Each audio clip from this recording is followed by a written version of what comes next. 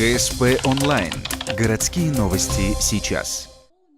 Понедельник, 15:30. Музыкальная школа номер 1. Концерт камерной музыки «Мелодии весны». Ее приход уже совсем скоро, хотя на улице смена сезонов никак не ощущается. Но искусству холод не помеха. Именно так решили музыканты, организовавшие этот концерт. Приехали они из Сыктывкарского колледжа искусств. Мы сегодня привезли в недавнем прошлом солистку оперы и балета театра Сыктывкарского Оксану Валерьевну Клипко.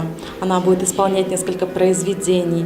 И вообще концерт включает в себя много интересных новых произведений, которые не звучали даже не то чтобы в Ухте, но и в Сыктывкаре впервые в республике, такие как, например, концерт Исаака Альбениса, испанского композитора.